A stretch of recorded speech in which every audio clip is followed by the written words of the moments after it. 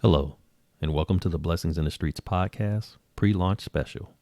I am your host, Joseph B. Roberts, and you have been granted exclusive access to the listening party of my book, Blessings in the Streets, When God Leverages Our Valley Experiences. Please like, share, and subscribe to our channel if you have enjoyed the content that has been presented to you today. We are going to dive into Chapter 6 of my book, and the story that I'm going to share with you is entitled, Please Hold. Making it through 4 years of college was no easy task, but I now find myself faced with the decision of what to do next with my life. For the longest time, my plan was to attend law school with hopes of becoming a successful tax attorney.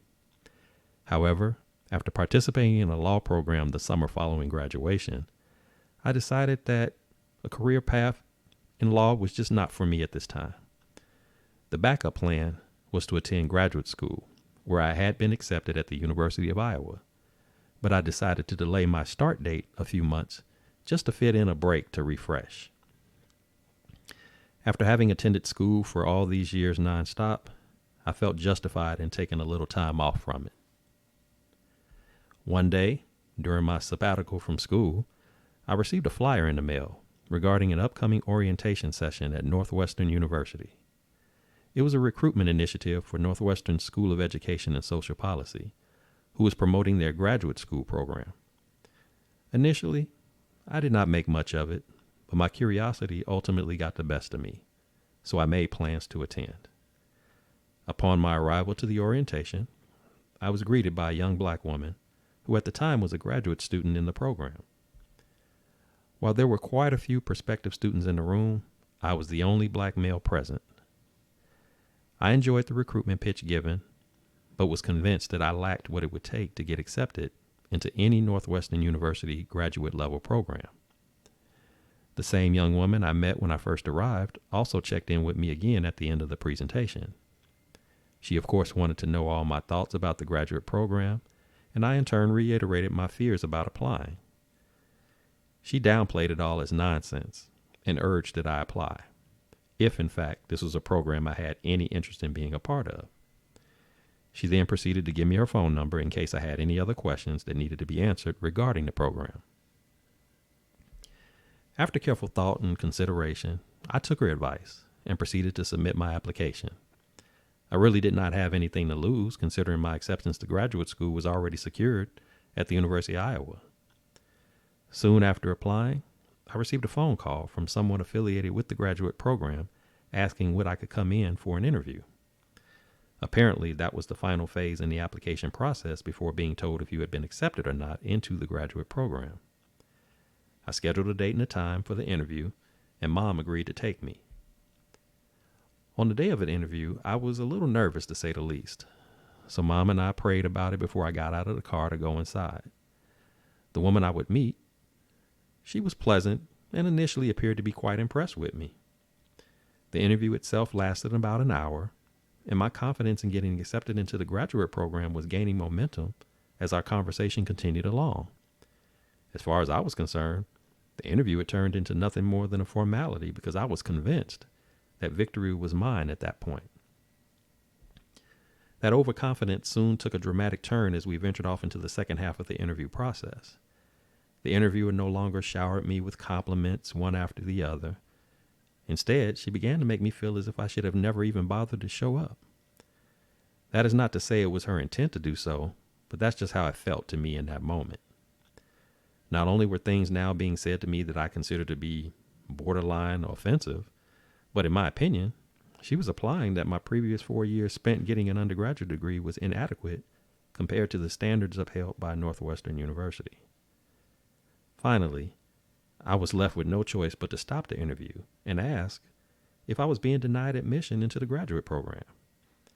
To my surprise, she responded by simply saying, no. I then asked if I was being accepted into the graduate program. But again, she responded by simply saying, no. Now, as I sat in a state of total confusion, I proceeded to ask her the question, then what am I? And she in turn responded to me, on hold. My follow-up question was the same question you're probably thinking, which is, what does that mean? Well, the explanation that was given to me was that I was still young and should just allow a decision like this more time to consider. It was then suggested that I enroll in an undergraduate class of my choice to see if I could handle the curriculum offered at Northwestern University. The only word I could think of to describe how I was feeling in that moment is humiliated. When I returned to the car, my mom could tell by the look on my face that something had gone terribly wrong. After I explained what had just taken place, she became enraged. Personally, I was just ready to move on, but my mom urged me not to let this go without insisting on being provided with a more acceptable explanation than what I was just given. Grudgingly, I followed her advisement and went back into the building to confront the interviewer regarding her on hold response.